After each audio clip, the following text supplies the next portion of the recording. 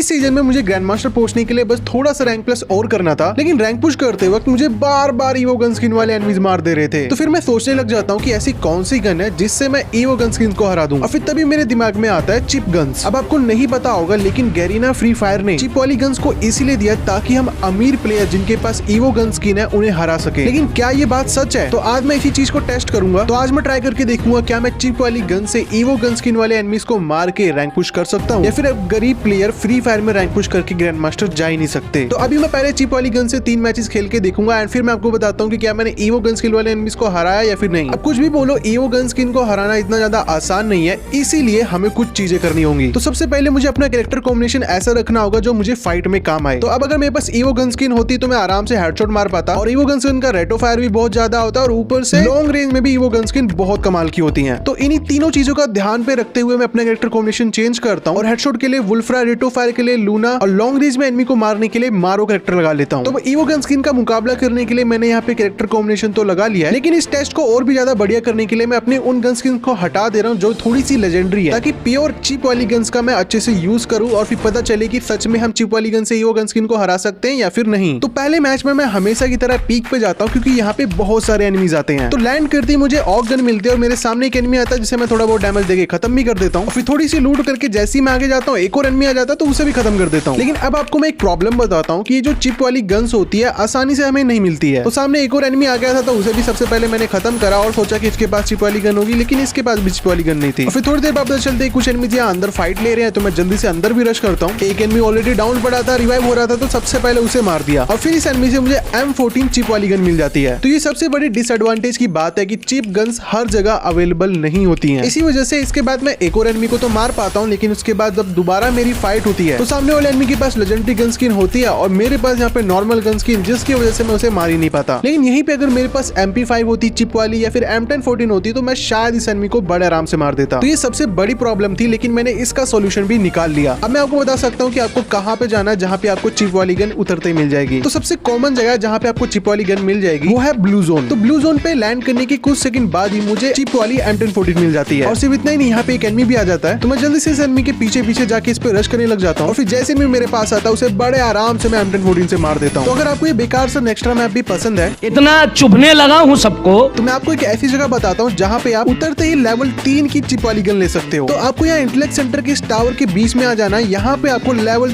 3 की गन मिल जाएगी। अब चिप वाली गन्स का ना एक और बहुत बड़ा डिसएडवांटेज है, वो जानने के लिए आपको इस मैच की क्लिप देखनी होगी। तो इस मैच में ना किसी तरह मुझे MP5 लेवल 1 की मिल जाती है, और फिर मैं हर जगह जा जाके टोकन कलेक्ट कर लेता हूँ। फिर उसके बाद जब मैं वेंडिंग मशीन पे आता हूँ तो अब मेरे पास 2 चॉइस थी, या तो मैं चिप खरीद के अपनी MP5 को अपग्रेड करूँ या फिर हेलमेट और वेस्ट खरीदूं। तो चिप वाली गन्स का ये भी एक डिसएडवांटेज है कि हमें अपना पैसा खर्चना पड़ता है इसे अपग्रेड करने के लिए, जिसकी वजह से हम कुछ रिसोर्सेज नहीं खरीद पाते हैं। लेकिन तुम्हारे भाई ने इसका सोल्यूशन भी निकाल लिया है। इसका सोल्यूशन भी वही है, आपको ब्लू जोन पे उतरना है क्योंकि यहाँ पे आपको बहुत सारी चिप देखने को मिलती है। अब वापस आते हैं हम अपने दूसरे मैच में। इस मैच में आप देख सकते हो मैंने एक भी बार चिप नहीं खरीदी है, मुझे आसपास से चिप मिल गई थी। इससे मेरी M1014 भी लेवल 3 की होगी, मेरी M4A1 भी लेवल 3 की होगी, और ऊपर से यहाँ पे मुझे बहुत सारे टोकन मिल गए। तो ब्लू जोन उतरने का यही फायदा है, आपको यहाँ पे बहुत सारे टोकन मिल जाएंगे, चिप वाली गन्स मिल जाएंगे, और कुछ चिप गन्स तो ऐसी होंगी जो पहले से लेवल 3 की होंगी, और ऊपर से यहाँ पे आपको हेलमेट वेस्ट भी लेवल 3 का मिलता है। तो आपके सारे टोकन ऑलमोस्ट बचे ही रहेंगे। लेकिन इन सब चीजों का भी कोई फायदा नहीं होता ईवो गन स्किन के सामने, क्योंकि थोड़ी देर बाद जब मैं लॉन्च पैड लगा के कार्टूलिस्ट हुआ आता हूँ तो मुझे यहाँ पे एक एनिमी नीचे जाता हुआ दिखता है। अब यहाँ पे मेरे पास M14 है लेवल 3 की, जो कि लॉन्ग रेंज फाइट के लिए काफी अच्छी गन है। लेकिन मैं जैसे नीचे वाले एनिमी पे फायर करता हूँ वो एनिमी उल्टा मुझ पे फायर करता है और सीधा हेडशॉट मार के खत्म कर देता है। और इस एनिमी के पास एक ही गन है जो कि इतनी लॉन्ग रेंज में नहीं अच्छे से चलती, लेकिन ईवो गन स्किन होने की वजह से इस एनिमी ने मुझे बड़े आराम से हेडशॉट के साथ खत्म कर दिया। और जिन्होंने ईवो गन स्किन चला रखी है उन्हें पता है कि इन गन्स का रेट ऑफ फायर कितना ज्यादा होता है, तो लॉन्ग रेंज में भी बड़े आराम से हेडशॉट लगता है। तो मैं अपने तीसरे मैच में भी ब्लू जोन पे उतरता हूँ, जहाँ पे थोड़ी देर बाद ही मुझे M14 मिल जाती है लेवल 3 की, और फिर मुझे पता चलता है कि एक एनिमी यहाँ पे स्क्विड गेम के गेम्स पूरे कर रहा है। तो मैं ऊपर जाता हूँ और उस एनिमी को बड़े आराम से खत्म कर देता हूँ। फिर थोड़ी देर बाद मुझे M1014 लेवल 1 की मिल जाती है। तो अब यहाँ पे जोन आ गया था, इसलिए मैं गाड़ी उठा के जा ही रहा था, लेकिन तभी मुझे पता चलता है कि कुछ एनिमी वेयर हाउस के अंदर लड़ रहे हैं, तो मैं जल्दी से वहाँ पे रश कर देता हूँ। लेकिन ये मेरी सबसे बड़ी गलती होती है, क्योंकि अंदर एक एनिमी होता है जिसके पास ईवो गन स्किन वाली MP40 होती है। तो वो एनिमी मुझसे थोड़ा सा डिस्टेंस बना के ईवो MP40 से मुझे बहुत ज्यादा डैमेज कर देता है, और फिर एकदम से वॉल तोड़ के मुझे खत्म भी कर देता है। तो इन 3 मैचों में मैं चिप वाली गन के साथ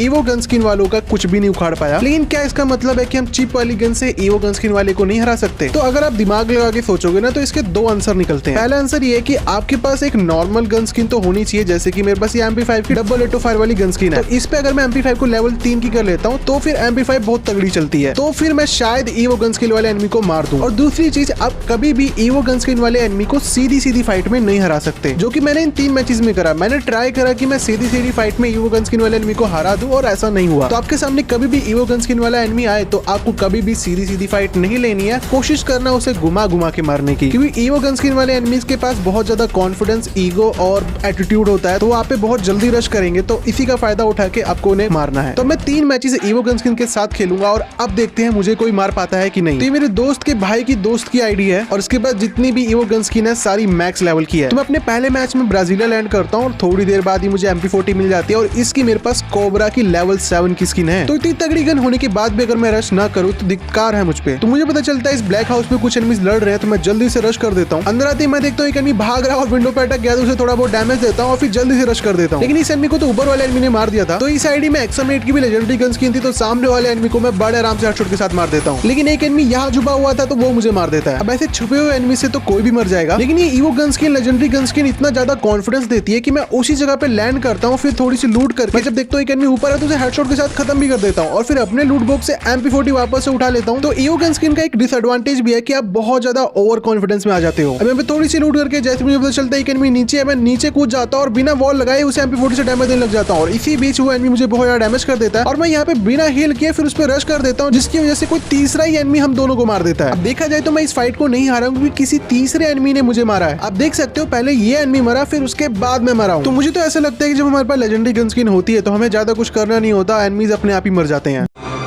क्या ये क्या बक रहे हो?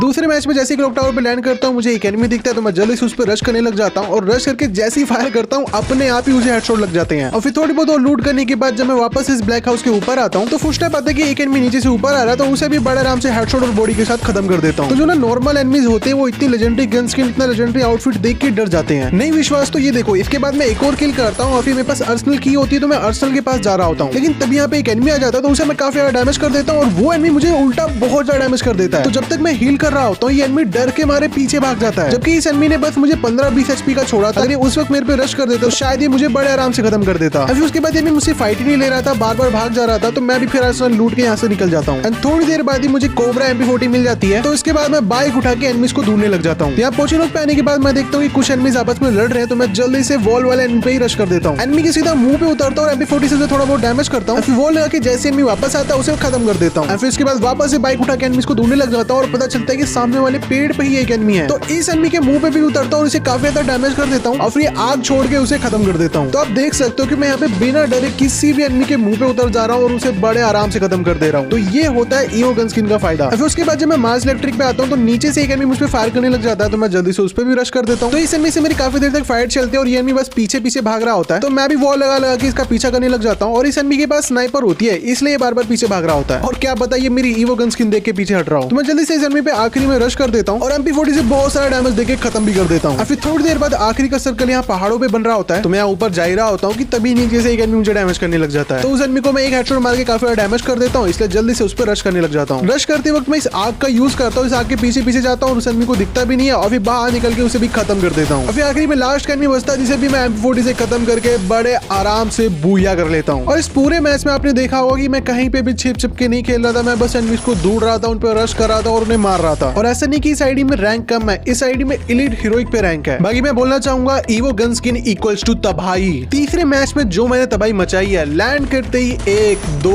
3 4 5 6 7 8 9 10 किल कर लिए। तो ये गन स्किन लेने के लिए इतना जो पैसा लगता है मेरे ख्याल से ठीक है, लेकिन मैं आपको बताना चाहूंगा कि आप जितने मर्जी अमीर हो, जितना मर्जी आपके पास पैसा हो, आपने जितनी मर्जी लेजेंडरी गन स्किन ले ली हो, लेकिन अगर आपने एक मैच के अंदर एक भी गलती करी तो सामने वाला एनिमी आपको मार देगा। अब 10 किल करने के बाद मैं गलती कर देता हूँ, मेरे सामने एक एनिमी आता है, इस पर मैं फायर करता हूँ और मेरी गन रिकॉइल पे चली जाती है, तो मैं यहाँ पे वॉल लगाने की जगह ओपन में खड़ जाता हूँ और सामने वाला एनिमी मुझे वन टैप हेडशॉट मार देता है। तो अब अगर वीडियो के कंक्लूजन पे आए तो ईवो गन स्किन को चिप वाली गन से हराना पॉसिबल तो है, लेकिन मुश्किल है। बाकी अगर आप सोच रहे हो कि हमारे पास तो ईवो गन स्किन है ही नहीं, क्या हम कभी ग्रैंड मास्टर नहीं पहुंचेंगे, तो इसका जवाब है नहीं। मतलब पहुंचोगे ग्रैंड मास्टर। इसी सीजन मैंने भी ग्रैंड मास्टर करा और आपको तो पता ही है मेरा हाल भी आपके जैसा है। ना आपके पास लेजेंडरी गन स्किन है, ना मेरे पास लेजेंडरी गन स्किन है, ना आपके पास लेजेंडरी आउटफिट है, ना मेरे पास लेजेंडरी आउटफिट है। मेरी आईडी में कोई भी लेजेंडरी गन स्किन नहीं है, लेकिन फिर भी मैंने ग्रैंड मास्टर कर लिया क्योंकि ग्रैंड मास्टर पहुंचने का बस एक क्राइटेरिया है, वो है मजदूरी। बाकी एक प्रो टिप देना चाहूंगा, जब भी आपके सामने कोई ईवो गन स्किन वाला एनिमी आए तो उसे डिस्टेंस बना के फाइट लेना, क्योंकि जितना दूर से आप एनिमी को मारोगे उतना ही उसकी शॉर्ट रेंज का डैमेज आपको कम पड़ेगा, लेकिन जितना ही पास आप जाओगे उतना ही जल्दी वो आपको मार देगा। बाकी आपके पास ईवो गन स्किन है कि नहीं, मुझे जल्दी से कमेंट करके बताओ। बाकी मैं मिलता हूँ किसी अगली वीडियो में। चैनल पे नए आए हो तो चैनल को सब्सक्राइब करके बेल नोटिफिकेशन कॉल पे सेट कर दो। इस वीडियो को लाइक कर दो, इस वीडियो को सभी अपने दोस्तों को शेयर कर दो। मैं मिलता हूँ किसी अगली वीडियो में, तब तक के लिए बाय बाय।